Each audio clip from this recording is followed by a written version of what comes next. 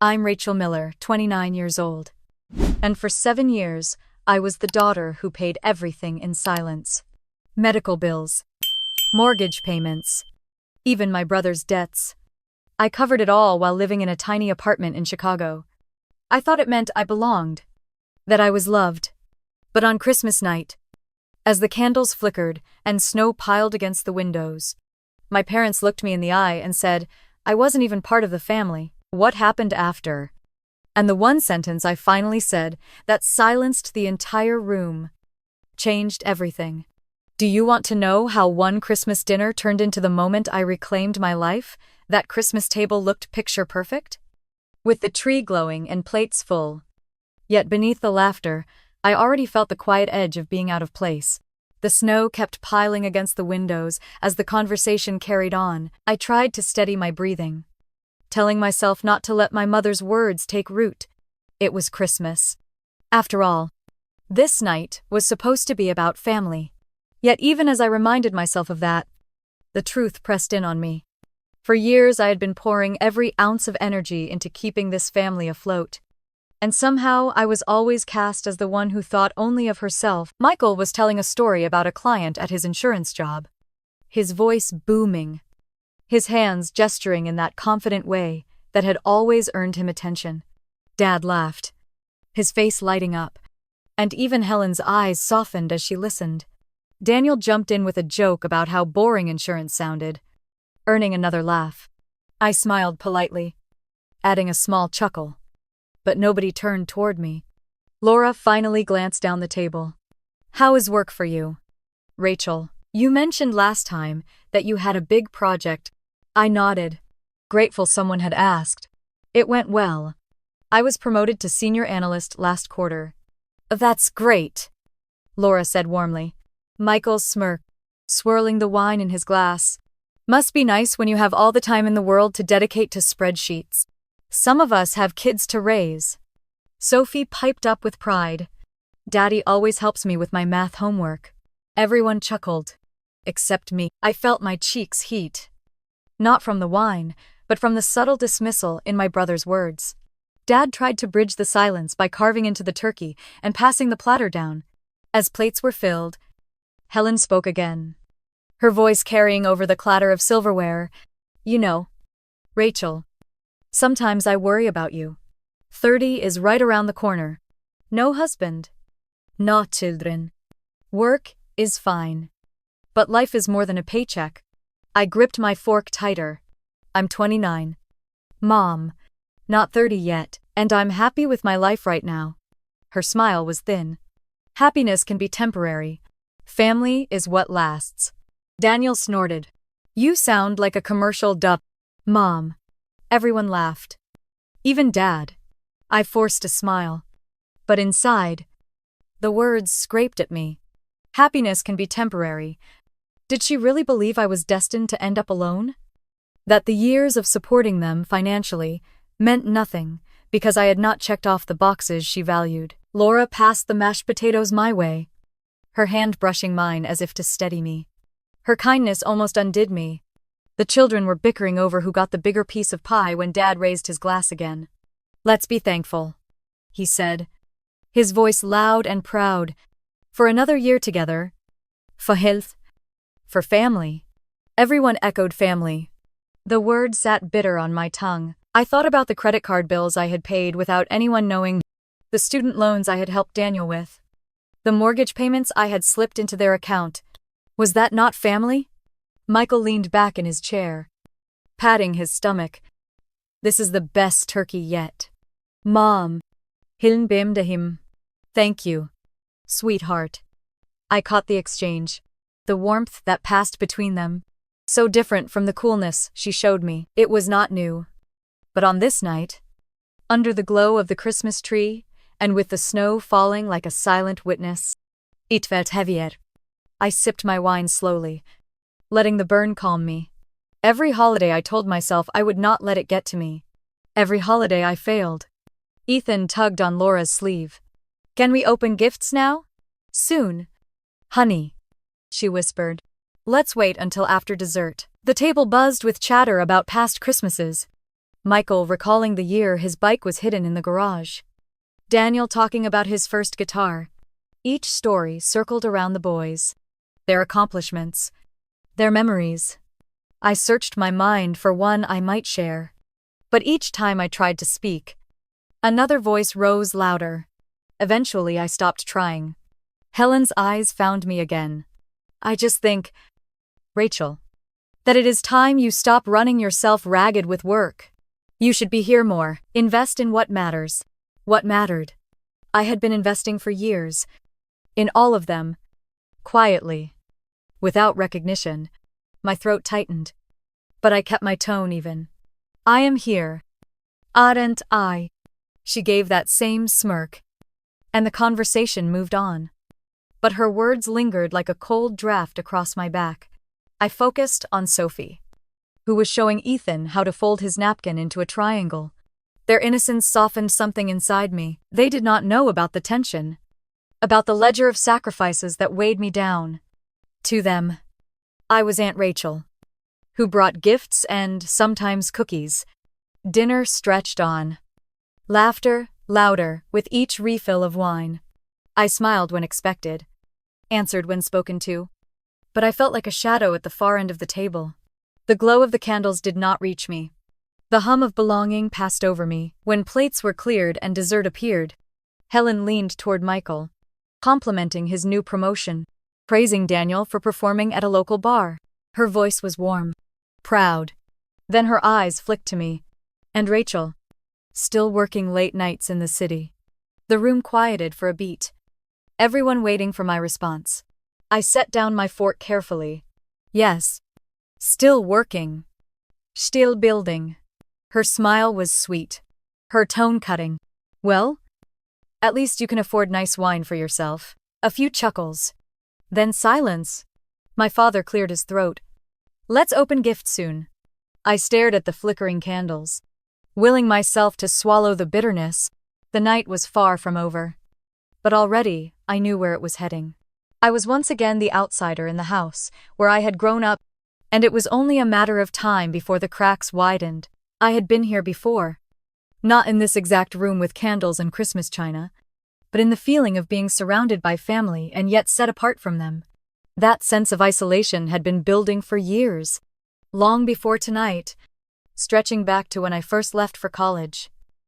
In 2012, I arrived at the University of Illinois with 2 suitcases and a scholarship letter folded neatly in my backpack. The campus felt enormous, the brick buildings towering over me. But I was determined. I worked evenings at a diner on Green Street, carrying plates of pancakes and coffee for students who had more time to socialize than I did. Between shifts, I studied until my eyes blurred, knowing every grade mattered. A full ride covered tuition. But books, housing, food, those were on me.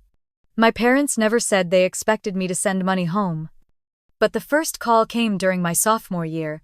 Dad's pickup had broken down, and they needed help paying the repair bill. Helen's voice on the phone was hesitant at first, but it carried an undertone that told me this was not optional. I wired $300, money I had been saving for textbooks. I told myself it was temporary. 2 months later, she called again. This time, it was a medical bill. Insurance had not covered everything. I sent another $300. By the time I graduated in 2016, I had sent over $2,000 home. Money scraped from tips and tutoring sessions. My friends bought tickets to spring break trips in Florida, while I stayed back in Champaign, working doubles at the diner and telling myself one day it would be worth it. When I accepted a job at a Chicago investment firm right after graduation, I thought things would finally change. My starting salary was higher than anything I had imagined as a kid watching my father struggle through construction jobs. I pictured renting a real apartment, maybe even buying decent furniture instead of hauling my thrift store couch. Instead, the calls increased. The mortgage was behind. Michael's car had been repossessed. Daniel wanted to start community college, but financial aid did not cover it. The roof had started leaking. The furnace broke in the middle of winter. Every new crisis was framed as temporary, as if the next month would be different. In 2017, I was barely settled into my studio apartment in downtown Chicago when Helen told me their mortgage was late. I wired $1,500. That turned into $15,000 over the next few years. When Michael begged for help after his SUV was repossessed, I paid $9,000 to cover what he needed to keep it from being auctioned.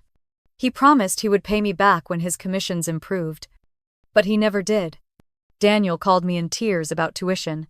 I sent $7,000 so he could continue, only for him to drop out the next semester to play music gigs at bars. Then came the house. The roof repair cost $5,000. The furnace repair cost another $4,500. Dad's heart surgery in 2022, even with insurance, left $20,000 in uncovered bills. I emptied my savings and took out a loan to pay. I lived in a cramped studio for 7 years. My furniture, secondhand. My car, a decade-old Honda. While thousands of dollars drained from my accounts into theirs. Each transaction came with the same mantra in my head. This is love. This is what family does. But sitting at the table tonight, watching them laugh together while ignoring me, I began to see the pattern differently.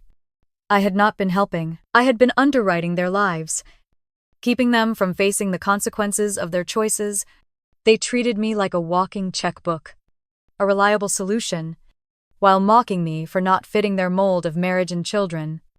I thought back to nights I sat in my apartment alone, calculating how much I could spare. While outside my window the city lights flickered with opportunity I was too exhausted to reach for. My 20s had slipped by in a blur of overtime shifts and wire transfers. Friends bought homes, traveled, started families. I bought nothing for myself except time to cover someone else's emergencies. I could still hear Helen's voice from those calls. Honey, just this once. We will figure it out next month. Dad needs his medicine. Your brother is trying so hard. The guilt in her tone always twisted my resolve. I never said no. Even now, as I pushed food around my plate under the glow of Christmas candles, I knew the total: $20,000 for Dad's surgery, $15,000 for the mortgage, $9,000 for Michael's car, $7,000 for Daniel's tuition, $5,000 for the roof, $4,500 for the furnace. Numbers engraved in my memory like scars. More than $60,000 over 7 years. I stared down the table at Michael's confident grin, at Daniel lounging carelessly in his chair, at Helen whispering into Dad's ear with that same smirk. All of them carried on, as though my sacrifices had never existed. A sharp thought cut through me. What had I traded away? My 20s. My relationships. My peace of mind. For what? For a seat at this table where I was still the outsider. My hand tightened around my glass of wine. The laughter blurred into background noise. For the first time, the numbers I had carried silently felt like evidence in a case I could not ignore any longer. I had bought 7 years of stability for them, and in return I was met with ridicule and distance. The bitterness spread through me as steady as the snow falling outside. I had given up my youth for this, and tonight, I was finally beginning to ask myself if it had ever been worth it. The turkey sat at the center of the table, golden brown and glistening under the soft light of the chandelier. The candles flickered against the ornaments on the tree in the corner, casting tiny reflections of red and gold across the room. Sophie and Ethan's laughter floated through the air as they leaned over their plates, whispering secrets about which gift they hoped was theirs. For a moment, if I closed my eyes, I could almost believe this was the kind of Christmas I had once imagined as a child. Warm, safe, filled with love. But when I opened them again, the distance between me and the rest of the family felt impossible to ignore. Helen moved around the table with the authority of a hostess at a formal banquet, pouring wine into Michael's glass, patting Daniel on the shoulder when he cracked another joke. When she reached me, she set the bottle down without a word and returned to her seat. The space she left was heavier than silence. After dessert, Sophie bounced in her chair. Can we open presents now? Please. Her excitement was contagious. And everyone laughed. Dad nodded with a smile, and the children darted toward the tree. Wrapping paper crinkled, the sound filling the room with its own rhythm. Michael handed Dad a rectangular box wrapped in glossy paper.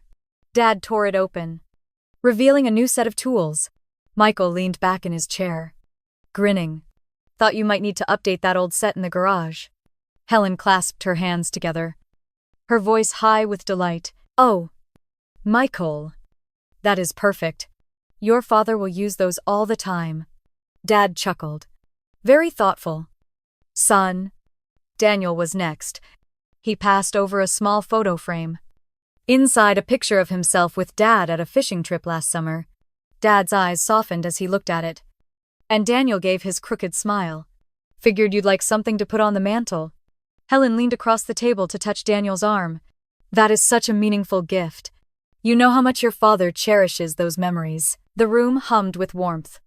Everyone seemed wrapped up in the glow of Michael's and Daniel's offerings. I sat quietly, watching as Helen's face lit with approval, her pride unmistakable. When it was my turn, I slid the packages I had carried from Chicago across the carpet toward them. My chest tightened with anticipation. I had chosen carefully, walking through stores weeks ago, with their voices echoing in my mind. A gold necklace with a delicate clasp for Helen, a set of high-quality woodworking tools for Dad. I thought about the hours I had worked, the money I had pulled from my own savings, telling myself this year would feel different. Dad opened his box first. His eyes widened as he lifted the tools out. Polished and heavy, he ran his fingers along the handle, whispering that they were beautiful. I felt a flicker of pride.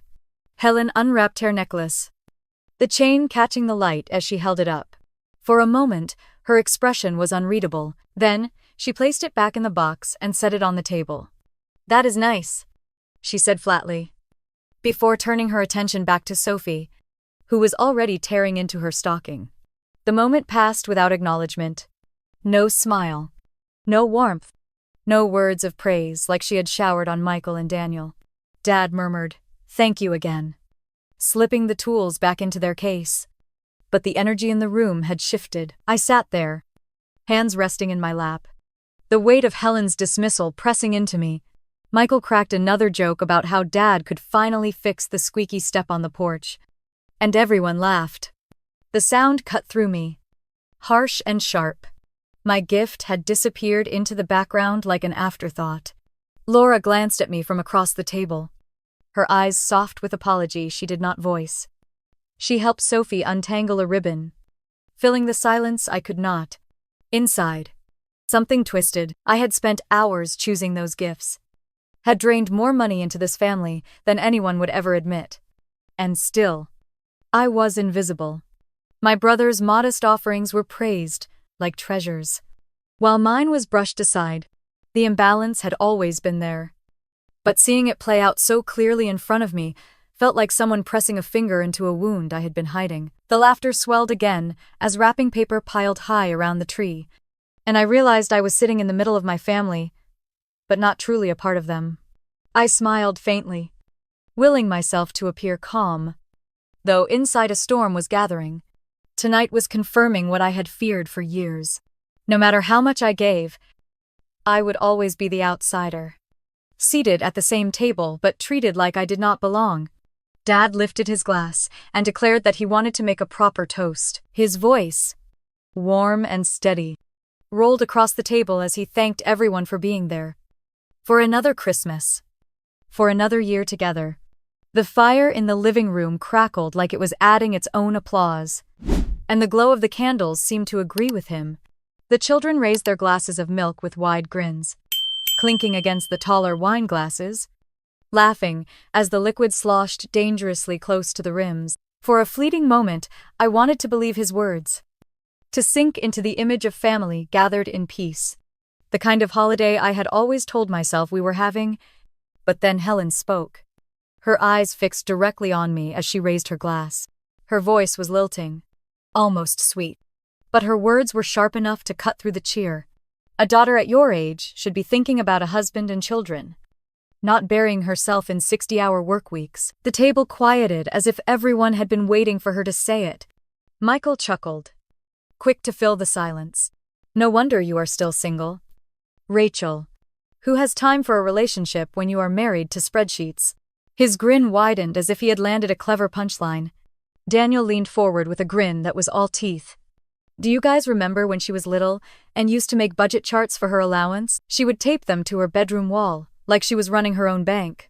Michael laughed harder, nearly spilling his wine. And even Dad gave a short laugh, shaking his head like it was a harmless quirke memore. But I felt heat rising into my cheeks as though the whole room was conspiring against me. I forced myself to press my lips into a small smile, pretending it was all in good fun.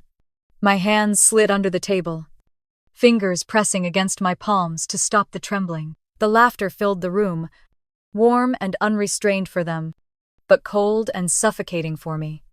Helen sipped her wine, her gaze sliding over me with an expression of smug satisfaction. She did not need to say more. Her sons had done it for her. Laura cleared her throat softly. Shifting in her seat, she reached for the breadbasket, her hand brushing Sophie's shoulder, a quiet gesture that felt protective. She gave me a small, sympathetic smile, but she stayed silent.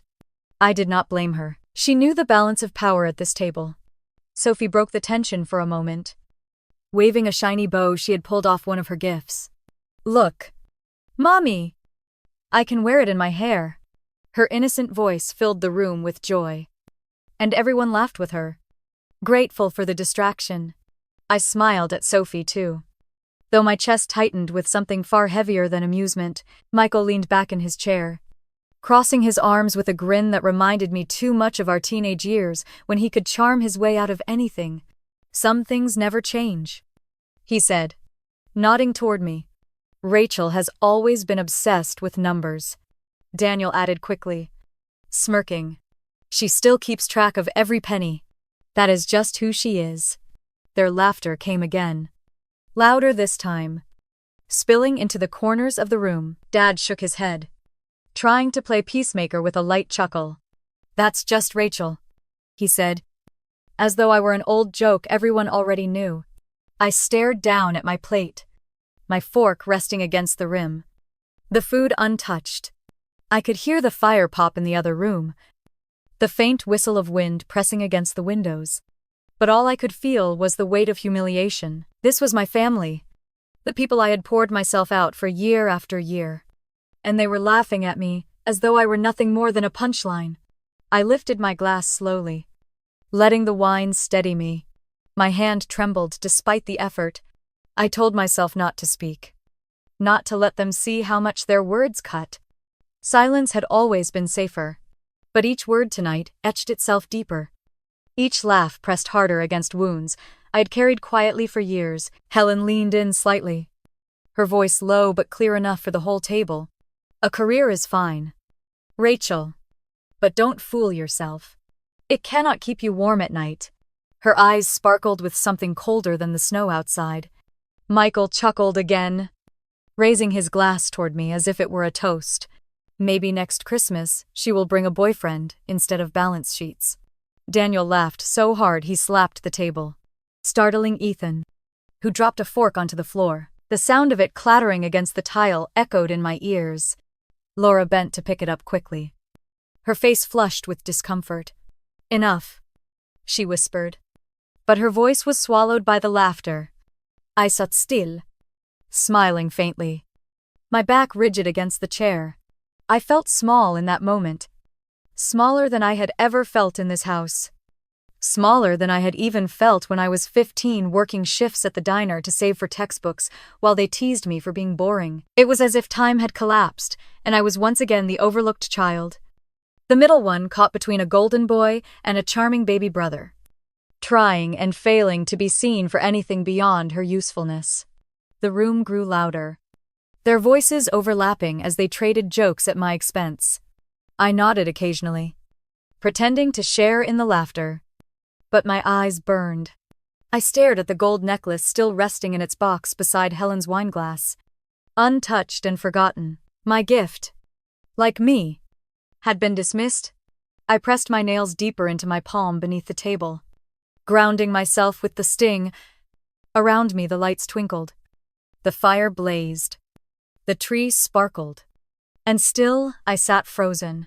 When Dad finally called for another round of dessert, the noise began to shift back toward the children and their excitement. I exhaled slowly, almost trembling with relief. The storm inside me had not quieted. But for now, it was hidden. No one seemed to notice the silence in me. No one asked if I was all right.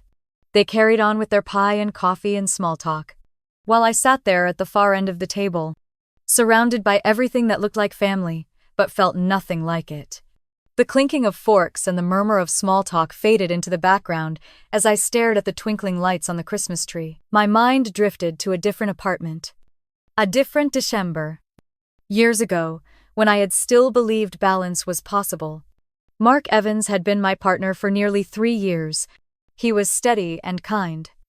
A civil engineer who loved hiking trips and Sunday mornings at the farmer's market. We met in Chicago through mutual friends. And for a while it felt like I had finally found someone who saw me beyond the numbers and the responsibilities. He liked the way I laughed at his dry jokes, the way I listened when he talked about bridges and projects that seemed boring to everyone else. I liked how he made the city feel less lonely. But as my family's demands grew heavier, Mark began to notice. I skipped dinners because Helen had called, panicked about bills. I canceled weekend trips because Michael needed help with his car payments. I stayed late at the office, not because I wanted to, but because I had to keep up with the workload that paid for everyone else's emergencies. One night, he came over to my studio. A cramped space, with secondhand furniture, and a view of the alley. I had meant to cook, but instead I was hunched over my laptop transferring funds for Daniel's tuition. He sat down on the couch, watching me quietly. Finally he said, "You are always working or saving someone else. Where do you fit into your own life?" I had no answer. I only knew that saying no to my family felt impossible. A few months later, he ended things. He said it gently, the way Mark always did, but it was final. He wanted a partner, not a caretaker for the world. I cried into my pillow that night, muffling the sound so the neighbors would not hear. The next morning I went to work, logged into my spreadsheets, and carried on. Since then, years had passed. Friends from college posted pictures of weddings in Napa Valley, baby showers in cozy suburban homes, vacations to Cancun and Paris. I scrolled through the images late at night in my little studio, telling myself I was happy for them. But beneath that, a hollow ache pulsed. I thought about the times I had walked into empty rooms with no one waiting for me. The quiet of my apartment settling over me like a heavy blanket. I had told myself I was independent, strong, successful. Yet the truth was that I had traded chances at love, at companionship, at a family of my own, for a family that never truly accepted me. My fork scraped against the plate as I blinked back into the present. Across the table, Michael was describing a new client he had landed. His voice loud and confident. Daniel leaned back with his arms folded, smirking at his own jokes. Helen listened with pride. No one noticed the storm rising in me as I thought about what I had lost. The memories pressed harder. Mark had once asked me to come with him on a hiking trip in Colorado. I had said no because Dad's truck needed repairs, and I had worked extra hours to cover it. He had once brought up the idea of moving in together. I had laughed nervously, saying I could not because I needed the flexibility of handling my own bills. The truth was, I could not commit to him when all of my commitments were already claimed by people who never asked what I needed. It hit me with force, sitting there at that table, that my loneliness was not only the result of long work hours, it was carved out by the expectations of my family, by years of choosing their crises over my own life. Every time I sent a wire transfer, I sent away another piece of myself. Sophie tugged at Laura's sleeve, asking when they could open more gifts. Laura smiled down at her daughter, smoothing her hair, her eyes warm. I watched the small scene, the ease of it, the bond that came naturally. A pang hit me so sharp, I had to put my glass down before I dropped it. I would never know what my life might have been if I had been allowed to focus on building my own family. Instead, I had been an ATM machine, disguised as a daughter. Dad coughed lightly, patting his chest before taking another sip of water. Helen fussed over him, placing a hand on his arm, her concern obvious, and still, my mind whispered, who had paid for the surgery that saved his life. The ache swelled into something closer to grief. Not grief for Mark alone, but for the years I had lost. The choices I had never been able to make for myself. My 20s had slipped through my fingers while I balanced ledgers that were never mine. The conversation at the table swirled on without me. Laughter rising again at something Daniel said. I sat quietly, my smile frozen in place. The storm inside unrelenting. For the first time, I let myself admit the truth. My solitude was not simply a byproduct of career ambition. It had been shaped, forced, and cemented by the very people who now laughed at me. And with that realization came a hollow certainty that chilled me more than the winter air outside. The life I might have built had been sacrificed on this altar of obligation, and no one here would ever acknowledge it. Laura was gathering torn wrapping paper from the floor, her hands busy as Sophie squealed over a new doll, and Ethan shook the box of Legos he had just unwrapped. The living room glowed with fairy lights strung across the mantel, and for a fleeting moment, the noise of the children seemed to soften the edges of the night. I glanced toward the tree where the 2 boxes I had brought from Chicago still sat beneath the lowest branches. Wrapped in thick red paper and tied with gold ribbon, my pulse quickened as I reached down for them. I carried the first one across the carpet and set it in front of Dad. He gave me a small, curious smile, his fingers fumbling at the paper until it came loose. The polished wooden case underneath caught the light, and when he lifted the lid, his face changed. Inside was the set of woodworking tools I had saved for, each piece shining, each handle smooth and heavy. He looked at me as though he could not believe it. "Rachel," he whispered, his voice rough. These are incredible." His eyes watered, and he touched the chisels with reverence, the way he might handle an heirloom passed down through generations. I remembered him pointing at a set like this in a shop window last spring, muttering that he could never justify the cost. Seeing his gratitude now almost made me forget the heaviness in my chest. Almost. Helen leaned closer to inspect, her expression tight. "Very nice," she said coolly, before turning her attention back to her wine. I swallowed, then picked up the smaller box and slid it across the table to her. She peeled the paper more carefully than Dad had, her fingers slow, until the velvet box appeared. She lifted the lid. A delicate gold necklace shimmered inside, the pendant catching the glow of the candles. I had chosen it weeks ago, picturing how it might look against her burgundy sweater, hoping it would be a way to bridge the distance that always stretched between us. Helen held it up to the light for barely a second before laying it back into the box, her lips pressed into a thin smile. "That is very nice, Rachel. Maybe you just wanted to show us how much more you can spend than the rest of us." The words fell heavy, cutting through the hum of conversation. Dad shifted uncomfortably in his chair, his gratitude dimming under the weight of her tone. Michael glanced down at his plate. Daniel smirked, though even he seemed unsure whether to laugh. "Iblingaha," the necklace gleaming from where she had set it aside. "Unwanted." My voice came out quiet. "I only wanted to give you something special." Helen tilted herhel, sipping her wine. "You always think money can stand in for everything else. That if you buy enough, we will mistake it for love." The silence that followed stretched long and sharp. Laura's fork clinked against her plate as she set it down, her eyes fixed firmly on the children, who were thankfully distracted with their toys. Sophie hummed to herself while Ethan built a Lego tower, unaware of the tension crushing the room. Dad cleared his throat, his voice tentative. "Helen, that's not fair." Rachel was thoughtful. "These are beautiful gifts." But Helen would not relent. She set her glass down and leaned forward. "Hergatze unwavering. Generosity. Or performance. Sometimes, I can't tell with you." A flush crept up my neck, humiliation burning in my cheeks. My mind raced with memories of every transfer, every bill I had paid, every crisis I had covered.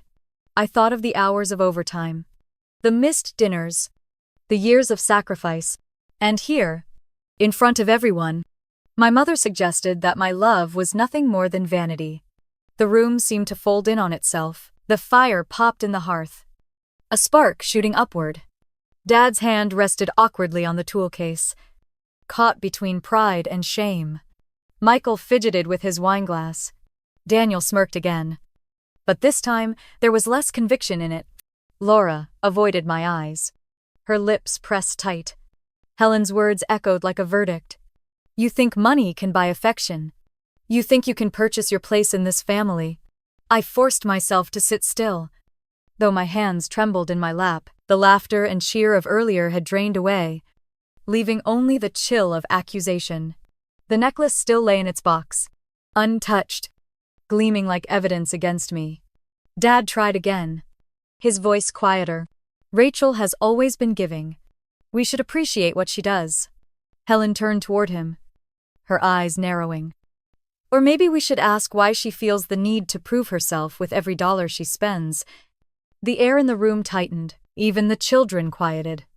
Sensing something was wrong, Ethan glanced up. Puzzled. His Lego tower forgotten. Sophie leaned closer to Laura, who wrapped an arm around her shoulders. I swallowed hard, tasting the bitterness rising in my throat.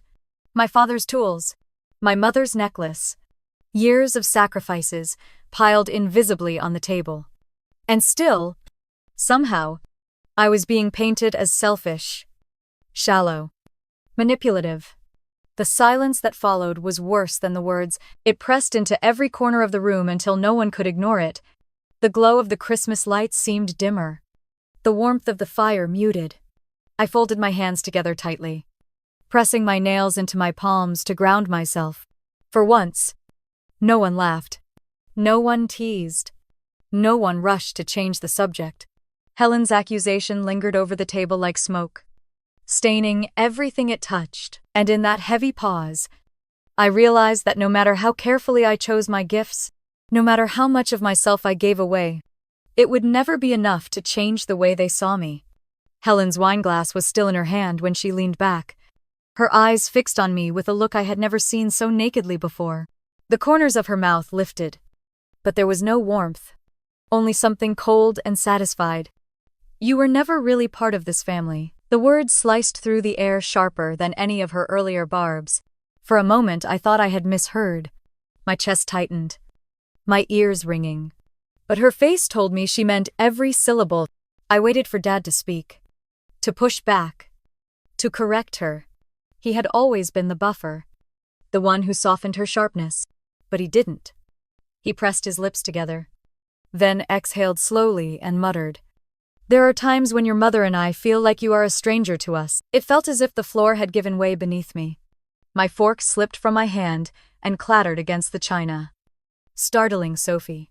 She looked up at me with wide eyes, sensing something had gone terribly wrong. Michael lowered his gaze immediately, staring at the tablecloth as if the pattern there could save him from choosing sides.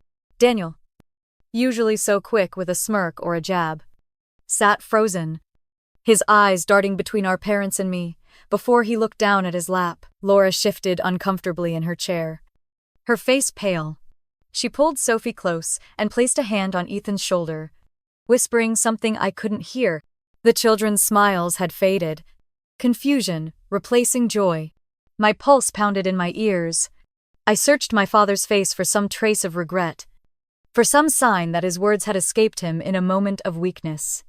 But he didn't look back at me. His gaze rested on the tool case in front of him, as if the gleam of polished wood might distract from the cruelty he had just confirmed. Mom set her glass down with a soft clink, her expression calm, almost triumphant. She had finally said the words I now realized she had been circling around for years. I swallowed hard, trying to find my voice. My throat felt raw, my chest hollow. All the years of overtime, the transfers, the bills paid, the dinners covered, the loans taken out on my name, every sacrifice I had justified as love, and in one sentence, she stripped me of belonging. You don't mean that, I said quietly, though the tremor in my voice betrayed me. Helen didn't flinch. Yes, I do. You act like everything you give entitles you to something from us. But no one asked you to. Dad nodded faintly, his shoulders slumping as if the admission relieved him. You are different. Rachel Sometimes it feels like you live in another world entirely. The room blurred for a moment. I blinked rapidly, trying to steady myself, but the faces around me wavered. I focused on the necklace still resting in its box, glinting under the light. Discarded like my place at this table. Daniel cleared his throat as if to speak, then closed his mouth again. His hands fidgeted in his lap. His usual bravado gone. Michael pressed his palm flat against the table. His jaw clenched, but he kept his head bowed. Neither of them looked at me. Neither of them said a word. The betrayal was complete not because of Helen's words alone, but because Dad had chosen to stand beside her. For years I had told myself that at least he saw me. At least his gratitude was genuine. Tonight even that thread had snapped. I pushed my chair back slightly, the legs scraping against the hardwood floor. The sound cut through the silence like a warning bell. Everyone looked up. My heart hammered against my ribs, my hands trembling in my lap. I wanted to scream, to demand they look me in the eye and repeat what they had just said. But the words tangled in my throat. I stared at them. At the parents who had raised me, at the brothers who had let me carry them for years, and felt something inside me fracture. Helen picked up her glass again, unbothered, swirling the wine slowly. You see, she said softly, you don't belong here. Not really. My breath caught. The room had grown so quiet that even the children's fidgeting seemed loud. Laura's hand tightened on Sophie's shoulder. Ethan blinked, confused, his small voice breaking the silence. Aunt Rachel is family. No one answered him. The air felt heavy, suffocating, pressing down on me from every angle. I sat frozen, staring at faces that had been my world for 29 years. Faces that now looked at me as though I were an outsider intruding on their holiday. And for the first time, I understood that maybe I had been all along. The room felt smaller. The glow of the Christmas lights suddenly harsh against the shadows on everyone's faces. I pushed back my chair, the wooden legs scraping the floor loud enough to make the children flinch. My hands shook, but my voice came out even, calm, in a way that made the silence heavier. Perfect. Then, don't ask me for any more money. The effect was immediate. Helen's smirk faltered, the color draining from her cheeks. Dad froze, his mouth half open, but no words came. Michael shifted uncomfortably, his hand gripping the stem of his wineglass. Daniel blinked, his easy grin vanishing, replaced by something uncertain. Laura stiffened and pulled Sophie closer, her arm tightening around her daughter's shoulders. I rested my palms on the back of my chair, leaning forward slightly. My heart raced, but I forced each word out slowly. You want to tell me I don't belong here? That's fine. But if I'm not part of this family, then stop treating me like your lifeline. The quiet stretched until it pressed against my chest. Helen finally spoke, her voice sharp. This is not the time, it is exactly the time. I cut in, louder now, because for 7 years, I have been the one paying for everything. And if I'm nothing to you, then let's put the numbers on the table. Dad's brow furrowed. Rachel, please, $20,000. I said firmly, my gaze sweeping across each of them. That's how much I covered for Dad's heart surgery last year, when insurance wouldn't pay. I emptied my savings and took out a loan. Dodds Aish fell, shame flickering across his face. $15,000 to keep the mortgage from defaulting. I sent it quietly, so the bank wouldn't take this house. Michael's hand dropped from his glass, his jaw tightening. $9,000 for Michael's SUV when it was repossessed. He promised to pay me back, but we all know how that turned out. Michael's face flushed, sweat gathering at his temples. $7,000 for Daniel's community college tuition. Tuition he abandoned after a semester to play music at bars. Daniel looked away, his knee bouncing under the table. $5,000 for the roof. $4,500 for the furnace when it broke in the middle of winter. My voice cracked, but I pressed on. And then there's Christmas. Year after year. Thousands of dollars in gifts, dinners, travel. Every holiday you've enjoyed.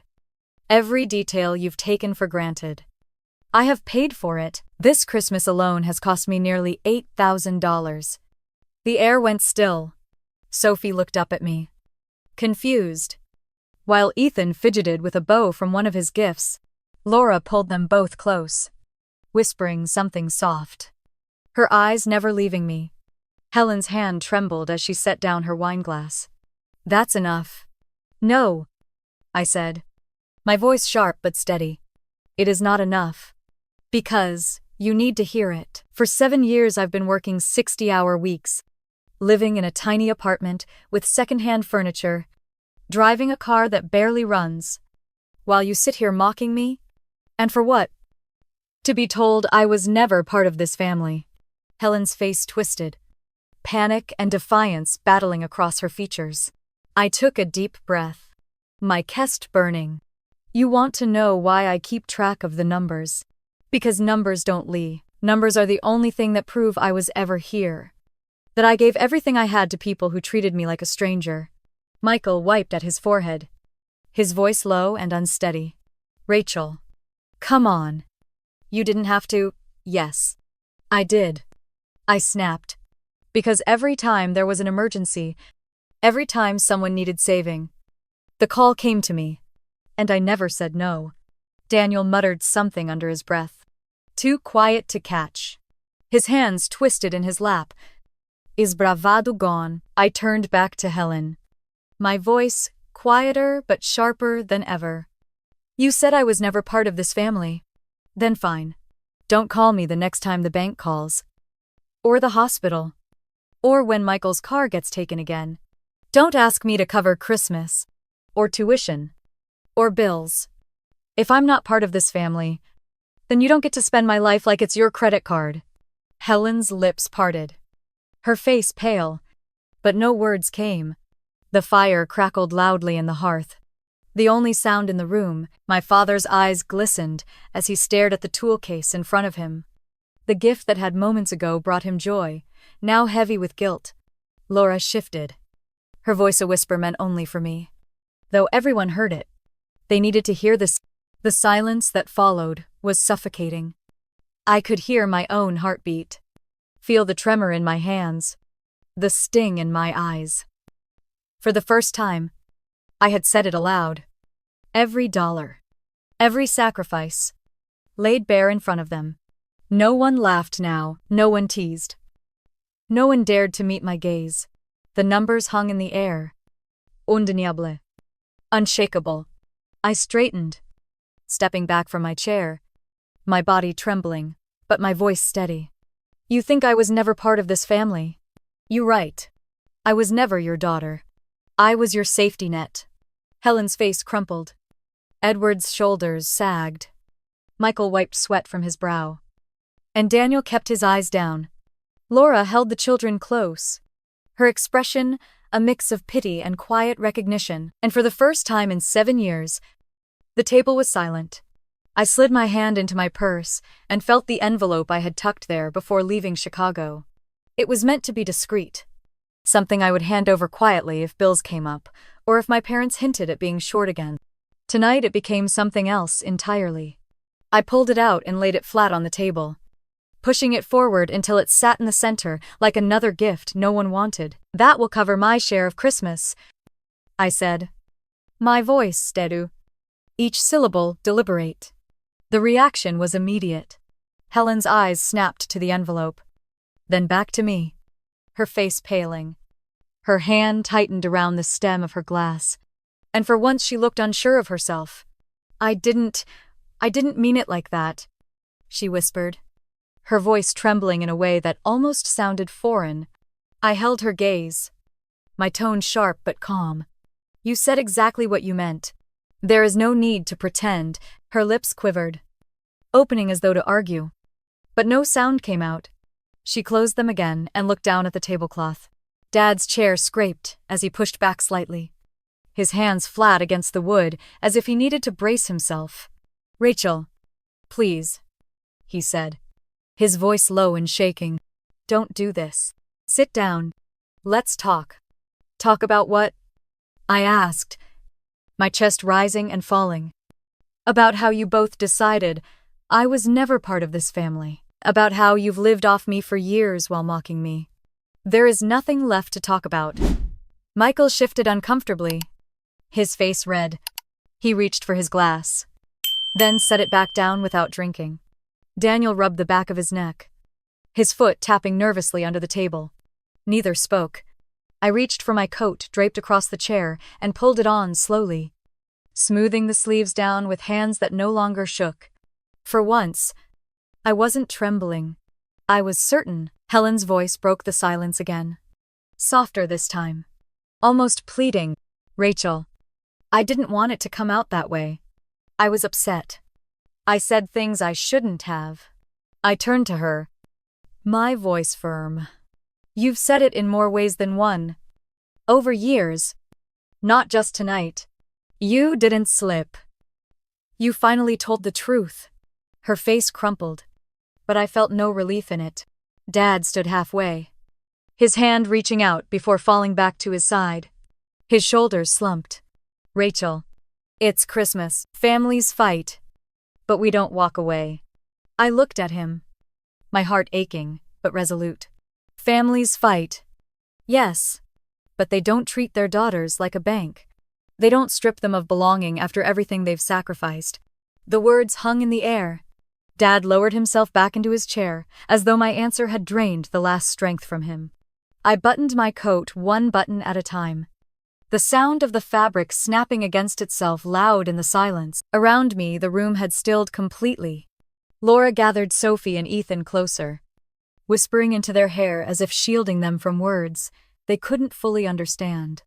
Michael and Daniel avoided my eyes, staring at their plates. The necklace I had given my mother sat in its box, the lid still open, the chain catching the light but untouched. I picked up my purse, the strap rough against my shoulder. The envelope remained on the table, untouched, an unspoken boundary drawn between us. Helen's voice wavered again as I reached for the door. Rachel. Wait. Please. He didn't mean it. I stopped with my hand on the frame, the cold air leaking in from the draft around the door. I turned back, meeting her eyes one last time. You made yourself very clear. You don't need to soften it now. Her chin trembled. She pressed her lips together, no longer able to form words. Dad leaned forward, desperation flickering across his face. We can work this out. You don't have to leave like this. I shook my head, my voice keener now, but resolute. I do. Because I can't keep pretending this is family when you've all admitted it isn't. The room stayed silent, heavy, with everything that had been spoken and everything that hadn't. Laura's eyes shone, but she held her children firmly, keeping them safe from the storm. Michael's face was damp with sweat, Daniel's jaw tight with something between shame and stubbornness. I pulled the door open, the hinges groaning softly. A rush of icy air swept in, chilling the room. Snowflakes swirled outside, glinting under the porch light. I stepped across the threshold, the cold biting instantly at my cheeks. But inside me, something loosened. The door closed behind me with a final click. The muffled quiet of the house disappeared, replaced by the hush of snowfall and the crunch beneath my boots. I lifted my face to the sky, letting the flakes sting against my skin. For the first time in years, I felt light, as if the burden I had carried so long had finally slipped from my shoulders and been left behind on that dining room table. The city was still half asleep when I pulled into the small lot behind my apartment building in Chicago.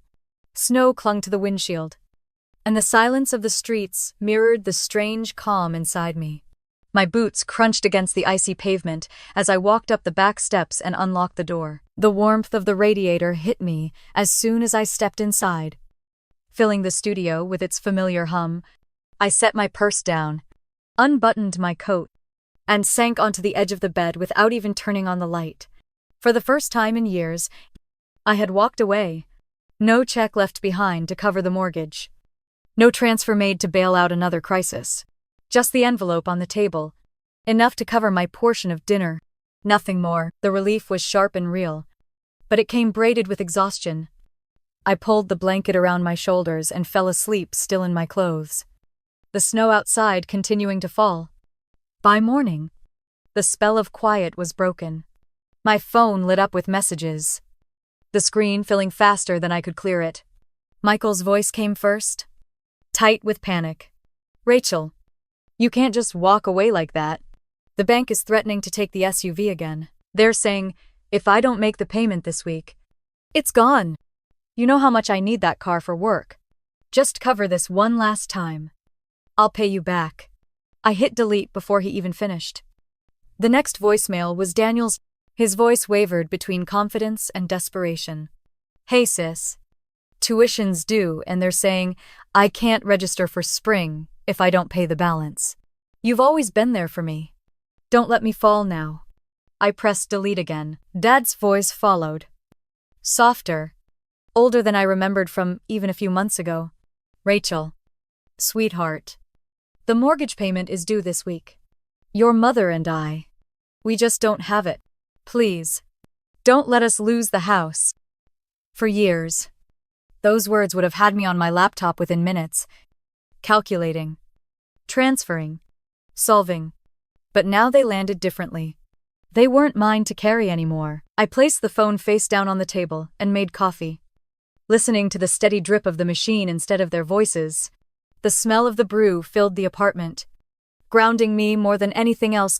When the phone buzzed again, I almost ignored it. But the number on the screen wasn't familiar. A Chicago area code. I answered cautiously. "Good morning. Is this Rachel Miller?" The woman asked briskly. "My name is Karen. Calling from First Chicago Bank. This is regarding the Delaney family credit card account. Records show you're listed as guarantor. The account is delinquent, and we need to discuss payment arrangements." The words hit like ice water. My grip tightened on the phone. "Guarantor. That can't be right," I said sharply. "I never agreed to that," she replied smoothly, as if she'd said it 100 times before. "Our records show your signature on file. We can forward you a copy of the authorization. The balance is nearly $12,000 and several months overdue." I stood frozen in the center of my apartment. They had done it without telling me. Or worse, they had slipped papers under my nose years ago when I wasn't paying attention. Signing for them the way I always signed to keep things afloat. "No," I said finally, my voice firm. "I want to remove myself immediately. I will not be responsible for their debt." There was a pause. Then the woman's tone softened slightly. "You can request removal, Miss Miller. But until the process is complete, the account holders will be responsible for the balance. We'll send the forms." I exhaled slowly. "Let them handle it," I said quietly. "That's where it belongs." After I hung up, I stared at the wall for a long time. The radiator hissing behind me. The familiar weight of panic never came. Only resolve. The messages kept pouring in throughout the morning. Michael again, sounding more desperate, his voice cracking. "I can't lose the SUV. Rachel, you don't understand. Just this once. I swear I'll make it right." Daniel's tone grew angrier. "So what? You're just going to abandon me? After everything? You know I can't do this without you." Dad's final message was quiet. "Resigned. If you don't help us, we don't know what will happen." Each voicemail was a thread they were trying to pull. The same threads that had bound me for years. But I had cut them. I set the phone to silent and pulled on a sweater. I opened my laptop instead, sipping my coffee as the snow fell beyond the window. For the first time, the weight of my family's chaos was not on my shoulders. It was theirs. The calls did not stop. They grew sharper, more frantic. A mixture of begging and guilt, but I did not answer. I sat in the stillness of my apartment, listening instead to the sounds of my own life. The tick of the wall clock, the hum of the radiator, the scratch of my pen against paper as I began to sketch out my own budget, my own future, without factoring in anyone else's emergencies. For years, I had been their solution. Now, as the snow blanketed the city, I finally let myself believe it wasn't my problem anymore. The weeks that followed moved like slow water, steady and unavoidable. Calls from my family shifted from anger to desperation, then finally to silence. I began hearing pieces of their lives not from them, but through whispers that circled back to me from relatives and neighbors. Michael was falling behind on his car payments again. But this time there was no safety net. Laura, who had once smiled at me across holiday tables, now argued with him in front of the kids about overdue bills and dwindling savings. The image of their perfect family began to splinter under the weight of debt they could no longer ignore. Daniel, who had sworn he would make it in music, posted a picture one day of himself in a work uniform from a hardware store on the north side. His caption was simple and bitter. A half-joke about trading guitar strings for price tags. For the first time, he had to clock in full-time. Shelving boxes and stocking aisles. His late nights of rehearsals shrank, and with them, the illusion that someone else would pay for his dream to continue. Even Dad, whose pride had carried him long past retirement, picked up part-time consulting work with an old colleague. I heard he sat in a small office above a print shop, going through construction project reports for extra pay. The man who had once leaned so heavily on me now had to lean on himself again. The house itself began to tell the story too. A cousin mentioned that the furnace had gone out again, and without me there to write a check, they patched it with space heaters and blankets. The roof repairs I had covered the year before were already straining again, and this time they had to negotiate directly with the bank for an emergency loan. Each crisis that once came to me now landed squarely in their laps. I should have felt triumphant, but what I felt was something deeper. Karma was not fire and fury, it was quiet, methodical, like snow burying everything in silence until no one could pretend it was not there. Then, in early spring, I learned something that chilled me more than any winter storm. A distant relative sent me an email, not knowing the rift between us, and attached a draft copy of my parents' estate plans. In it, Michael and Daniel were to receive the bulk of what little wealth there was. The house, the savings, even Dad's old stocks. My name was there too, in small print, but only for a token amount. I had been nearly erased from the future, the same way I had been dismissed in the present. Reading those lines, I felt the familiar sting in my chest. All those years of paying their bills, keeping their roof secure, sacrificing my life, and still they had never intended to acknowledge me as equal. I set the papers down and stared at the window, the Chicago skyline hazy in the distance. For a long moment, I wanted to crumble, but then something inside me shifted. Their choices no longer defined me. Their will could leave me out, but it could not erase who I had become. That spring also brought unexpected light. My manager at the investment firm called me into her office one Friday morning, her smile wide. She explained that I had been invited to speak at a national financial literacy conference in New York. They wanted me to share not just about managing wealth, but about setting boundaries, especially with family. I laughed at the irony, but she touched my arm gently and said, "This is important, Rachel. People need to hear your story." The weeks leading up to the conference were a blur of drafts and rehearsals. I wrote late into the night, trying to find the words that could capture the years of strain. The nights I stayed awake worrying about bills that weren't mine. The moment I finally said enough, it felt strange to turn personal wounds into lessons. But as the speech took shape, I realized it was not just for them. It was for me too. The day of the conference, the ballroom lights were bright and hot, and rows of faces stretched out in front of me. Executives, advisors, young analysts fresh out of college. My hands shook as I gripped the sides of the podium. But when I spoke, my voice was strong. I told them about boundaries, about love twisted into obligation, about how numbers don't lie, but affection does when it is conditional. He didn't name names, but I told the truth. As I finished, there was a beat of silence before the applause rose. Steady and warm. People stood, clapping, nodding, some even wiping their eyes. I felt heat rise in my chest. Not from shame, but from something I had never tasted in my own family's dining room. Recognition. Respect. Reporters asked for quotes afterward, and articles appeared in trade publications the following week. My words were summarized. My story reshaped for headlines. But the message stayed the same. I was no longer the silent daughter who paid the bills in the shadows. I was a woman standing in the light of her own worth. That night, back in my hotel room, I sat by the window and watched the city lights stretch endlessly. My phone buzzed on the nightstand with another message from Dad. His voice was hoarse, weary, asking again if I would call. I didn't press play. I left it where it was, the skyline glittering before me. My name newly printed in a program that would be saved on shelves long after this night. For the first time, I did not measure myself against their absence. I measured myself against the life I was building, one that no one could take credit for but me.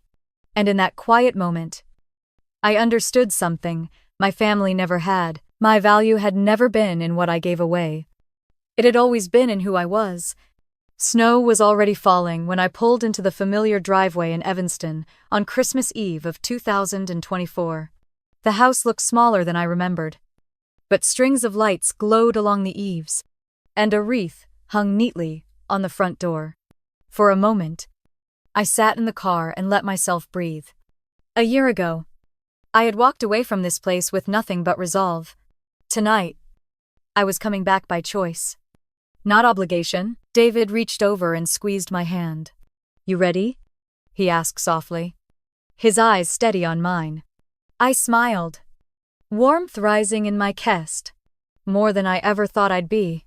We stepped out into the cold, the crunch of snow beneath our boots echoing in the still night. The front door opened before we reached it. Helen stood there, her hands twisting nervously in front of her. She looked smaller, older. Her face softened in a way I had never seen. Edward appeared behind her, his expression unsure. But when his eyes met mine, they filled with something like relief. "Rachel," Helen said, her voice breaking. "I'm so glad you came." I nodded, stepping inside with David's hand resting gently at the small of my back. The warmth of the house hit me, filled with the scent of roasted turkey and cinnamon. The dining room glowed with candles, the table already set. For the first time, I noticed that the chairs were evenly spaced. No one shoved off to the corner. Michael and Laura stood from the sofa, their children bouncing excitedly beside them.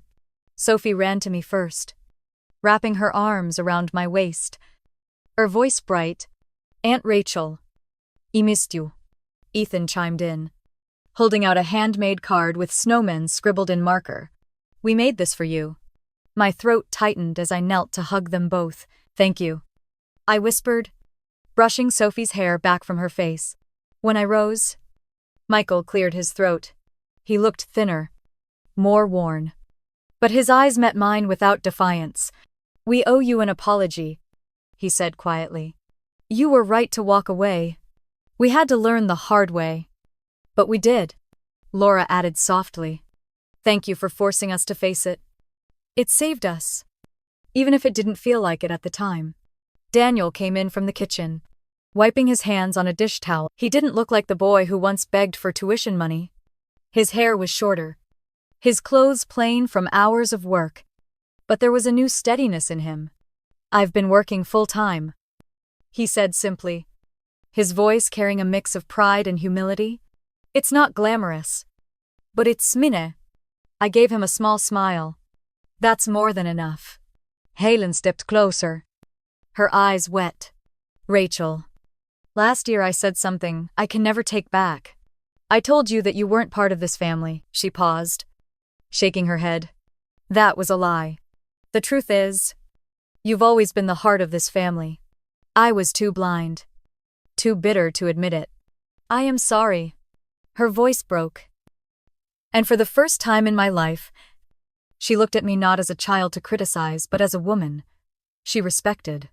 Edward placed a hand on her shoulder, his own eyes damp. "We failed you," he admitted. "We leaned on you, used you. and then resented you for being strong where we were weak. I don't expect forgiveness right away, but I hope tonight can be a start." The room was quiet, except for the children's laughter in the background. David's hand found mine again, grounding me. I looked around the table, at the faces that had once treated me like an outsider, and saw something different now. Humility. Change. I took a slow breath. "I'm here because I chose to be, and I'm here as your daughter and sister, not your bank. If we're moving forward, it has to stay that way." Everyone nodded, the weight of the promise settling in. Dinner that night was unlike any I remembered. The turkey was carved by Edward, but Michael poured the wine. Daniel passed the bread. Laura led the children in singing carols. When the bill for groceries was mentioned, Michael said they had all split it this year. Everyone had pitched in. No one left carrying it alone. David fit easily into the conversation, his laughter blending with theirs. Helen even asked about his work in marketing, listening without judgment. And later, she pulled me aside in the kitchen. "Thank you for bringing him. You look happy," she whispered. I smiled, my heart swelling. "I am." When the gifts were exchanged, they were modest but thoughtful. Michael handed me a scarf Sophie had picked out. Daniel gave me a journal with a note inside that read, "For your story, because it deserves to be written." Helen and Edward presented me with a framed family photo taken years ago. Their way of saying I had always belonged, even if they had failed to show it. As the night wound down, I looked around the table one last time. The fire crackled. The children played on the rug. And for the first time, I felt the warmth of belonging without the weight of obligation pressing against my chest. Walking to the door with David at my side, I turned back. "Tonight mattered," I said softly, "because it shows that sometimes the harshest words we speak are the ones that save us. They don't just save us from others. They save the family too."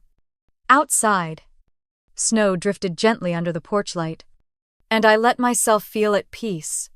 If you've ever been forced to set a boundary with the people you love, if you've ever carried the weight of a family on your back and wondered if speaking up would break everything, I hope my story shows you the truth. Sometimes it takes the hardest words to build the life and love you deserve. Share your thoughts in the comments. Let me know if this touched something in your own story. And if you want to hear more about family, fairness, and the strength it takes to protect yourself, don't forget to like this video and subscribe. Your voice matters here, and I would love for you to be part of this community. Until next time, take care of yourself. And remember, your value isn't in what you give away, it is in who you are.